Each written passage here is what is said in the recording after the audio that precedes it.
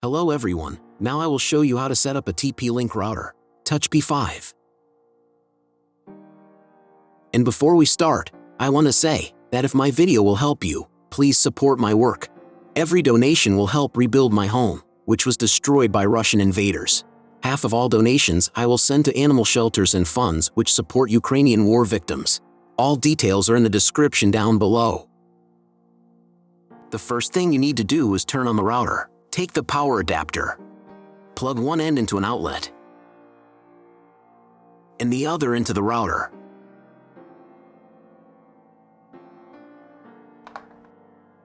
On some models, you need to press the power button.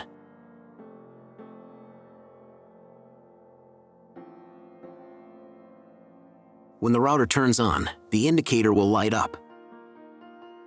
Then connect the cable from your broadband provider to a special port. This port is usually signed as WAN or Internet, and usually it has a different color. Each cable should be inserted until it clicks. Next, insert one end of the Ethernet cable that comes with the router into one of the LAN ports.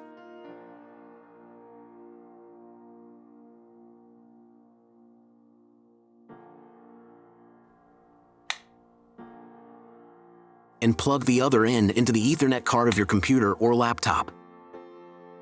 Great, we connected the router to your computer. Now you need to set it up. But first, I will show you another method how you can connect the router if you do not have an Ethernet cable or your computer does not have an Ethernet port. All you need to do is connect the router with the power adapter and the cable of your internet provider.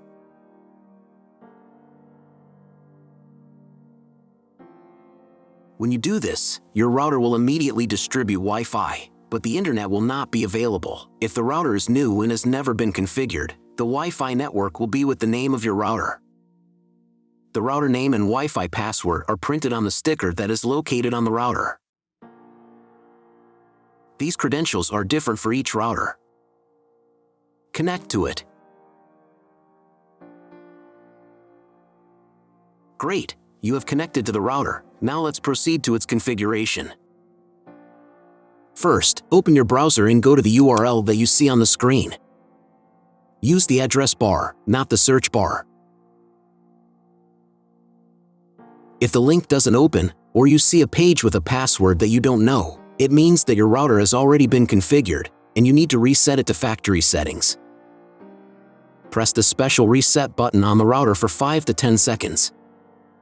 The indicators on the router will blink. Usually this button is inside the router case to prevent it from being accidentally pressed. In this case, press it with a thin object. The router will reboot and the settings will be reset to factory defaults. Then you can try to enter the router settings panel again. If your router settings panel looks not like mine, it means that your router has a different version of firmware. I recorded a video for each type of firmware. All links are in the description down below. So, first of all, you need to create a username and password for your personal account. Some firmware versions don't have this form, but if it appears, fill in all details and memorize them.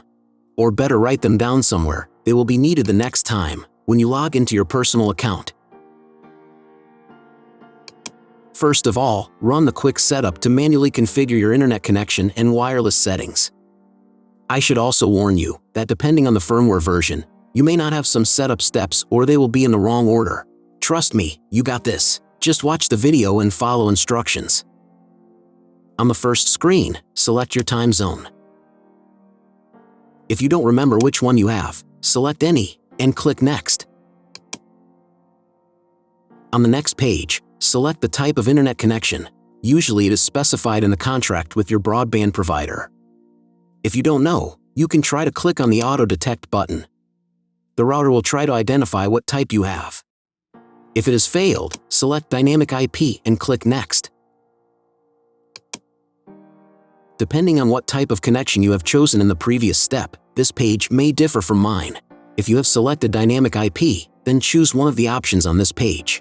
If your ISP only allows internet access to a specific MAC address, you need to clone the MAC address of the primary computer. If you are not sure, select Do Not Clone MAC Address. In most of the cases, There is no need to clone the MAC address. But if you can't get the internet connection after quick setup, please run it again and clone the MAC address for a try. On next page, set name and password of your future Wi-Fi network. You can enable the available modes of your router. There will be one or more modes available. If there are several, enable them and enter for each network the name and password of your future Wi-Fi network. Password must be at least 8 characters long. When you write the credentials, click on the Next button. On the next page, you will see all the information that you specified earlier. Click the Save button and wait until the settings are saved. Great! You have completed the quick setup process. Now press Test Internet Connection button. If it's failed, check again whether you have connected all the cables correctly. Then try to reboot your router. Press the reboot icon in the upper right corner. After rebooting, wait a couple more minutes. Maybe the settings are applied and the internet will appear. If after all manipulations you still have no internet, then go to the Basic tab. Then select Internet. And then clone MAC address. After that, save the settings. Reboot your router and after a couple of minutes check internet connection.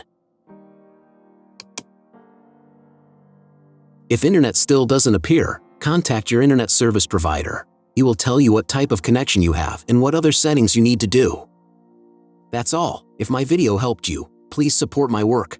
Every donation will help rebuild my home, which was destroyed by Russian invaders. Half of all donations I will send to animal shelters and funds which support Ukrainian war victims. All details are in the description down below.